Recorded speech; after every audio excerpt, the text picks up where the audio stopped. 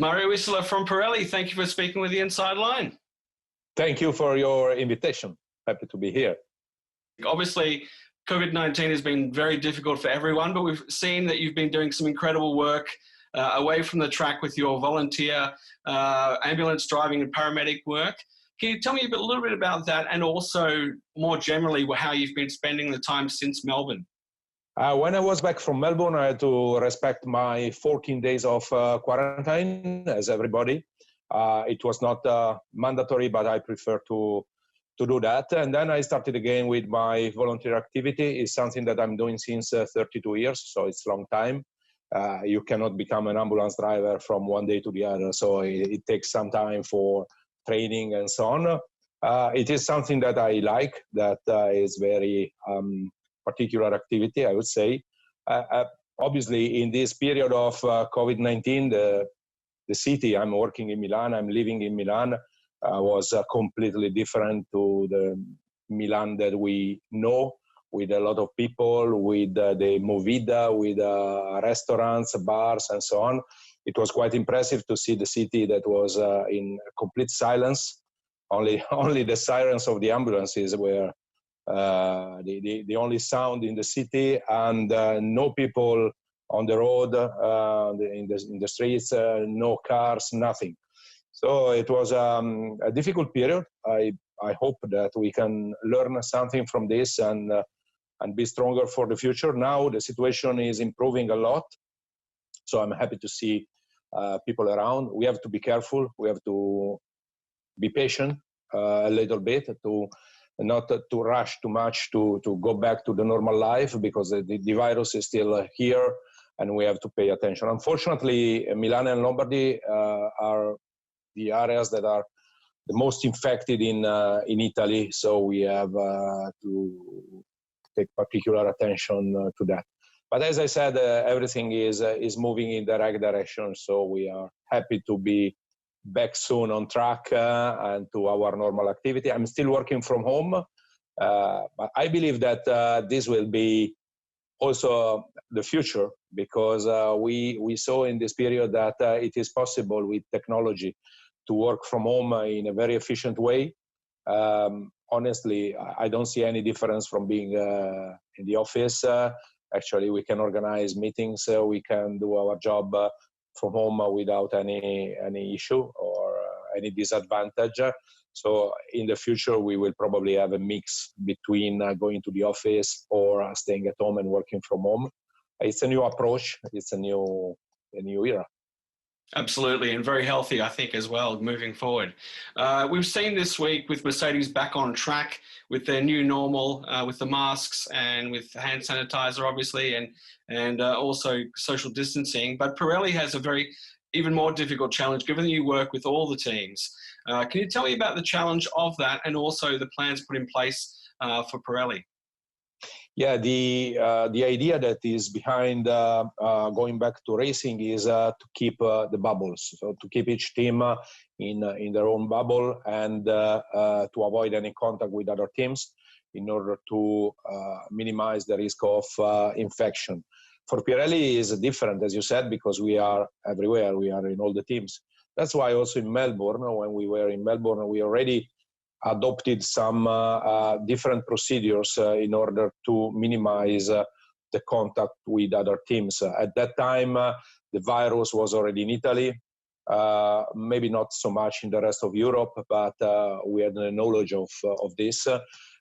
So, for example, we split the fitting area in two teams.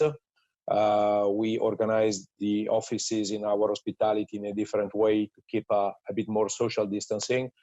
We try to avoid close contacts with people, with other teams. Now, when we are back to racing in Austria, we have to implement even further procedures. It's more than 1 month, or probably 2 months. We are working together with the teams, with FIA and FOM, to define these procedures. So we will adopt specific procedures for Pirelli. For example, we don't want to mix you know that we have one engineer that is allocated on each team, but the engineer is part of the Pirelli bubble. So we have to pay attention not to mix or to have contacts between the engineer and the team members. The same for the fitters. We will organize the fitting area with a one-way system to avoid contacts between people that are delivering the tires and collecting the fitted units. Obviously, you were mentioning PPE that are really important, so masks, visors, hand sanitizers. We will pay attention to the offices, how we are organizing the offices.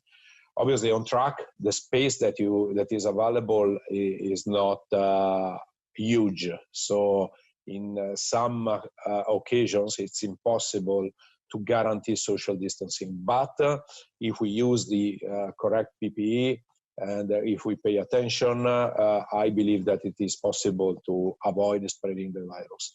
Then it is possible to have a positive case. In that situation, we need to be sure that he's the only one that has to be isolated in order not to have an impact on the rest of the team. This is the idea that is behind all the procedures that we are implementing for return to racing. Moving on to sporting questions, one of the ideas that's been put forward has been mixing up the compounds for the second part of a double header. Where is the sport with this, and what sort of challenge would that present to Pirelli? You are right, that is an option. We can consider different allocations for race 1 and race 2, as well as other ideas were on the table. It is important that we don't have a second race that is a copy-paste of the first one. That's really important for the fans and for the show. That's why we offer our availability to think at any solution that could achieve the target.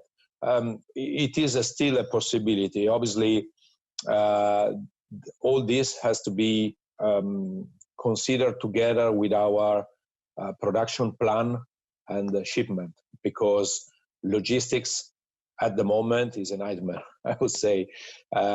You can imagine that we have in the next few months a calendar that is concentrated in probably 5 months, where we are targeting to race on, 12, 15 different circuits. We have to produce probably around 30 to 35,000 tires in a very short time frame, but also to ship the tires to the locations. And vessels or air freight are not available as they were in the past. So it's not like in the past that you just book a plane, load the tires, and after 2-3 days they are at destination. It's a lot more difficult. Less flights, less vessels for sea freights. We have also to deliver the equipment. It's not just about the tires. Then we have to fit the tires, so we need all our equipments. It's really difficult to put everything together, and this together with the changes in the sporting regulation in order to make a better show. I believe that this is in the interest of everybody, because we are strongly pushing to have a good championship also in 2020, also with this difficult situation.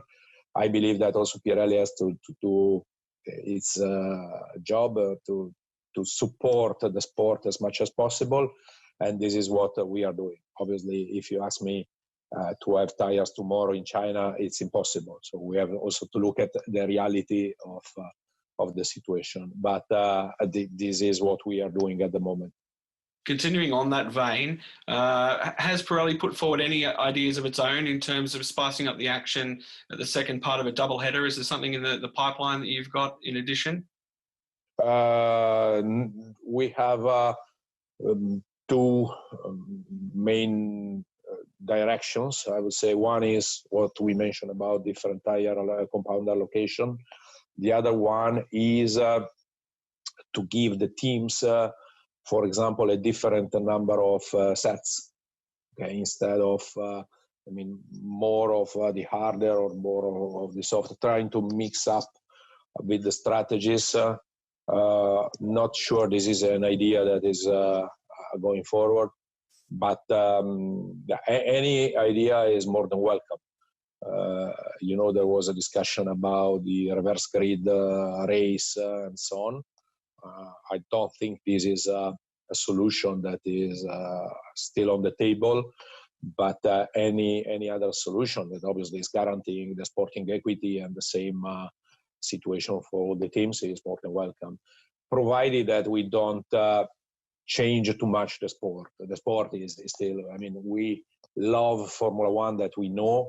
We cannot change the DNA of the sport because of this situation. But it can be an opportunity maybe to have good ideas and sensible ideas to improve the show. Why not? One of the things that we've seen, especially when we're talking about cost cap and all that sort of thing, is the teams working together in a way that we haven't seen before, or potentially just working for the good of the sport, I should say. Obviously, since Pirelli came back in the sport since 2011, it's been difficult keeping everyone happy. But generally, what is that like in terms of making sure that everyone is happy with how things are going, and how has that changed potentially in the last couple of years or even this year? Making everybody happy is not difficult, it's impossible. So it's an impossible target. What we can do, because we are in the unique position together with the promoter, that we are interested in the success of the sport. Doesn't matter who is winning or losing races, because at the end of the day, we invest in Formula One because we hope and we want the sport growing in the future. So that is the approach. That is why when we came back to Formula One in 2011, for example, we accepted to make a tire with high degradation. It's not something that we did in the past. Consider that we have worked for more than 100 years trying to reduce degradation to make a tire that is lasting longer, and so on and so on. So accepting this challenge was maybe a strange position, but it was good for the show. If you remember 2011, 2012, we had very good races with pit stops, overtaking, and all this kind of stuff. Then obviously teams are adapting their reaction in order to make, in order always to have the best strategy, the quickest strategy. So the same approach with high degradation tires, for example, was in 2018. After the change in 2017, we introduced the wider tires, and the first year we decided to be quite conservative in terms of compounds, not to take any risk, because it was impossible to develop these tires on a proper car. We had mule cars, but they were a lot slower. In 2018, we were a lot more aggressive. Unfortunately, teams reacted to that, not increasing the number of pit stops or asking the drivers to push, but managing the race pace in order to achieve a one-stop strategy, because in the total race time, it was convenient to go in this direction. So even if we were planning a certain type of tire to have a certain type of reaction, teams were reacting in a different way. So we have to adjust our product in order to try to fulfill this objective, to have a better show, but to have also a proper show. For 2022, for example, we are developing the 18 inches tire. It was originally planned for 2021, but now it's postponed to 2022. And for 18 inches tires, the request is quite clear. We are in the process of defining a target letter. It is a shared document where we have targets on the new product agreed with the drivers, teams, FOM and FIA. And this is, I believe, the most important part, because as I said, you cannot make everybody happy, but you can agree a direction. With only one product, we cannot make a tire that is making the promoter happy, the teams happy, the drivers happy, and so on. So we have to find a compromise that is acceptable for everybody. And the only solution is to have a shared document where we list some characteristics of the new tires. And for 18 inches, it is clear that we are going in the direction with lower degradation, with a tire that is less prone to overheating because drivers want to push. But all the package was built with this idea. Also, the aero package of the new cars is the concept behind that is to have less influence in the downforce for the car that is following another car. So the difference between a car that is running in free air or a car that is following another car is very, very small. In that case, you help the car in the back to attack, to try to overtake a driver. If when you are very close to the car in front of you, you lose 40 to 50% of downforce, is impossible. It is clear that you start to sliding, you overheat the tire surface, and if you overheat the tire surface, you lose a grip. So is a cycle that is not bringing to anything positive. If we change the technical regulation with a car that is more, let's say, consistent in the level of downforce that is able to put on the ground, with tires with a different concept, we probably are going in the right direction. I say probably because only in 2022 we will discover if all this was the right path or not. Continuing on with 2022's 18-inch wheels, what's in terms of the challenge for Pirelli? I understand that you've restarted development of those tyres recently. Can you tell me about the challenge of them and indeed why was Pirelli part of the push towards 18-inch? It was a decision mainly from I would say the FIA and the promoter. There is this idea to have a size that is more relevant for, if you compare to road cars, we don't have any road car with 13 inches anymore. So it makes sense to have a tire size that is more in line with road cars. We were obviously happy about this decision. We started immediately to design the new 18 inches tire. It's a big challenge. We have 18 inches tire in our motorsport range. I would say that most of the tires are on this rim size, GT, Tarmac Rally, a lot of that. But Formula One is a complete different car with a lot more downforce, a lot more speed in corners, and this is putting a lot of energy on the tires.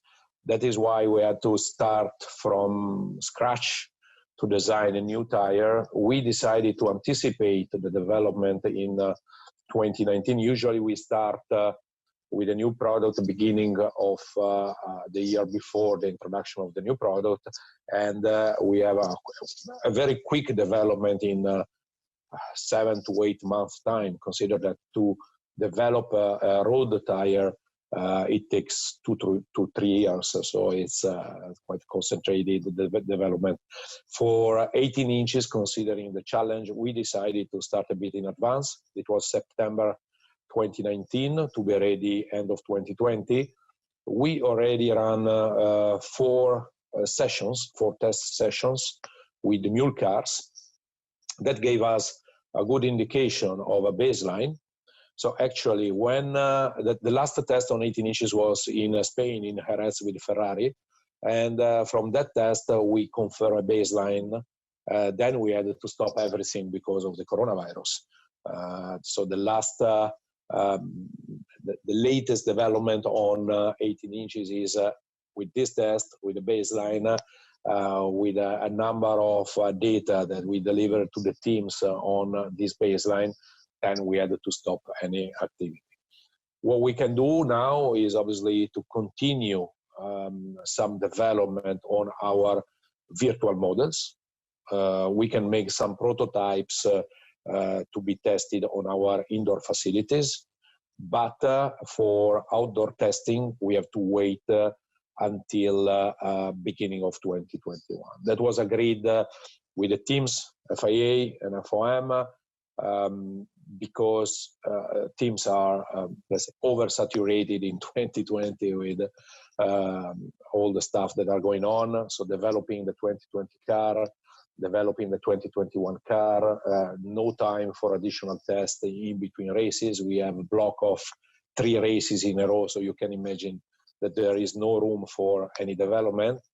We agreed with the FIA to have a small opportunity, as an option during the race weekend in FP2, if we require to test any prototype, but I'm talking about 13 inches for 2021, obviously. In that case, we can send a request to the FIA, and we have 30 minutes that are dedicated to tire development.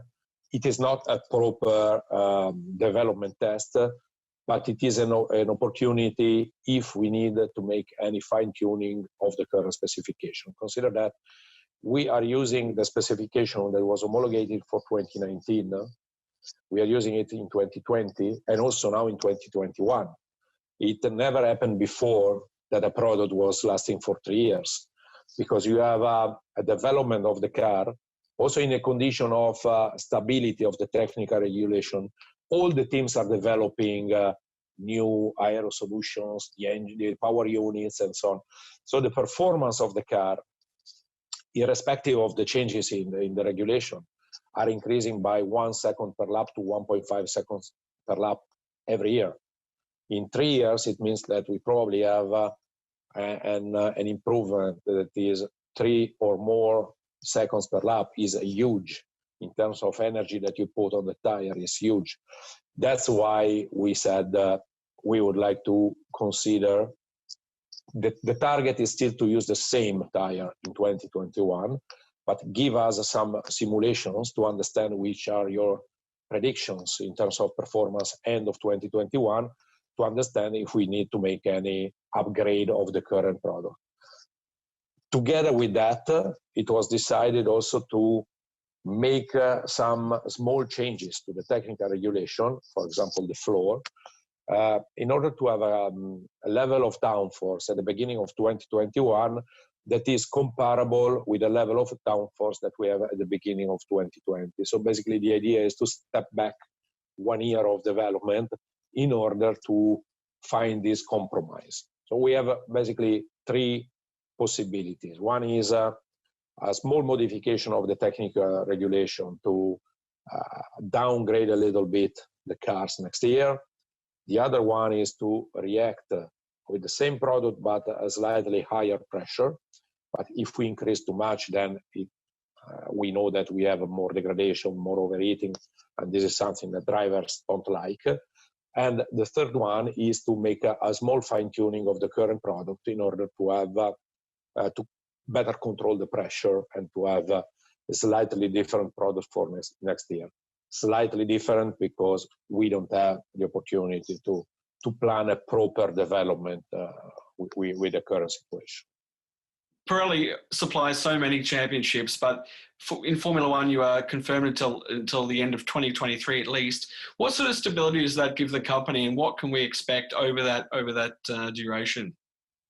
It is great to have this long period in front of us, and also it is great that we are in Formula One since 10 years now, because this is the only good strategy for a company to stay in a championship for a long time, to give stability to this, to work together with the other stakeholders is really important. If you jump in, jump out from a championship is always a lot more difficult. In the past, for example, we were involved in the GT World some years more, some years less, and not giving continuity to the activity is always more difficult.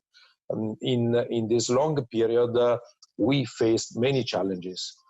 We started, as I said, with high degradation tires. In 2014, we had the introduction of a hybrid powertrain, power unit. So we had to modify our product because of the additional torque that is typical of the hybrid power unit. In 2017, we had to change the width of the tire with wider tires. In 2022, we will change the rim size. This is important because we also use Formula One to develop technology. And this know-how, this technology is available for the company. Sometimes people think that Formula One tires are so different from road tires that they are not relevant for the development of road tire. This is not true. Also, with 13 inches tires, trust me that we are working a lot with the teams, for example, on simulators and virtual models, and we supply them with a black box that is a virtual tire, a thermomechanical model of the tire that is replicating the performances and characteristics of the tires on track. Formula One cars have a lot of sensors. Really, telemetry is so complicated that we have the opportunity to collect a lot of data. These data are available for us, and we can improve the reliability of our model thanks to this process. No, so they upgrade their simulators, their car models. We upgrade our tire model. To develop the wider tire in 2017, most of the work was done with this system in 2016. So when the virtual model is available, you can change parameters in order to make it reliable also for road tires and speed up the process. This is why, for example, a few months ago, Pirelli decided to buy a simulator. So now we have our own simulator that is available for our engineers to speed up the development. We plan to reduce the development time by 30%. And on top of that, to reduce the production of physical prototypes. Also, the impact on the environment is huge because we are producing less prototypes, less waste, and so on. So there are a lot of positives in that, and there are a lot of positives in our activity in Formula One. We had to change completely the production process, the quality controls, the indoor testing, materials, a lot of stuff. In 2022, with 18 inches tires, it will become even more relevant because we have also a size that is not far from what we use on the road cars. So it's a step in a good direction.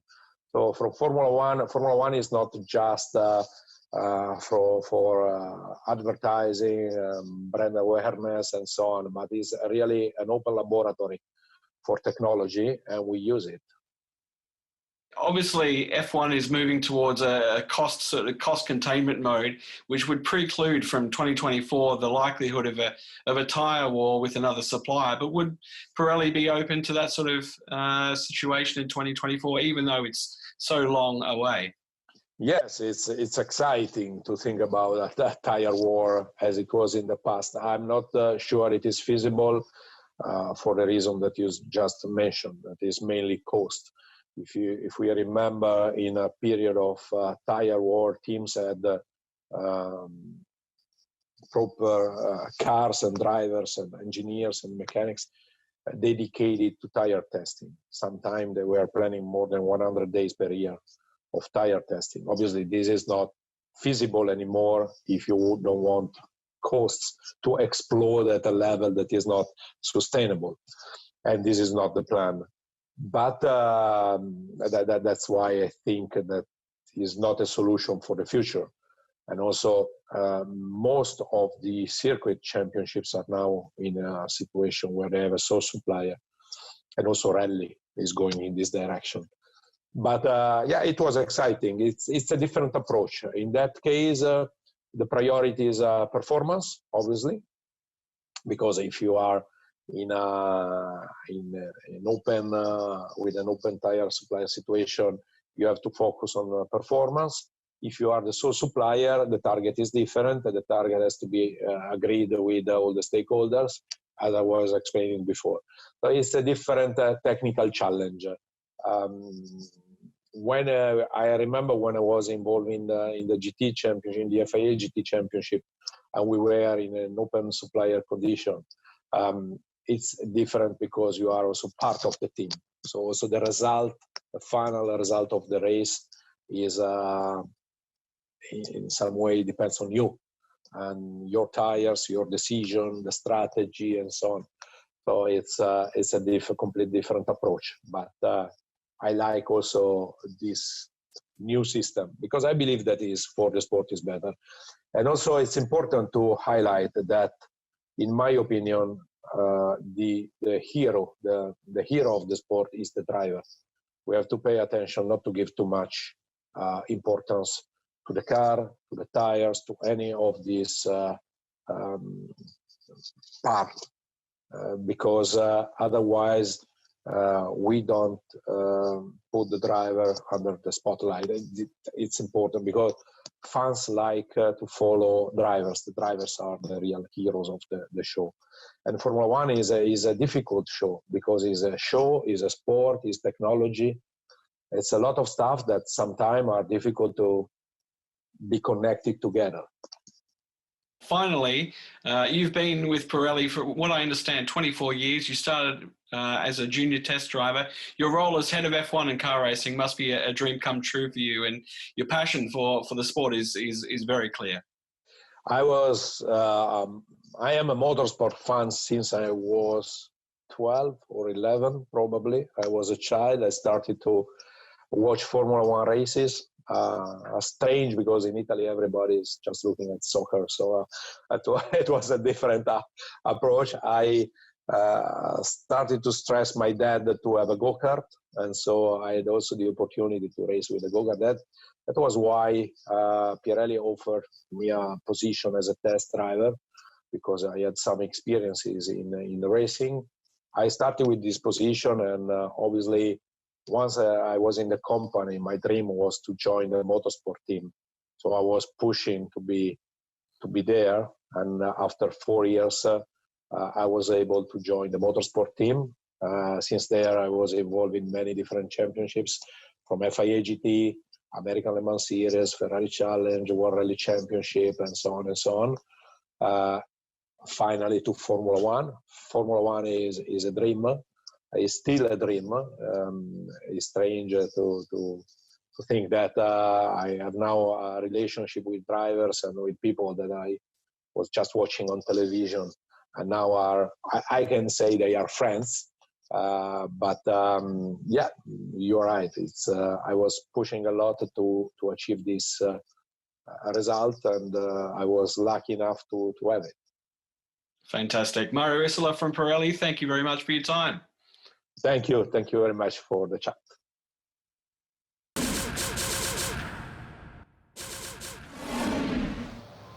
Thanks for watching. To stay up to speed on all things Formula One, make sure you hit the subscribe button.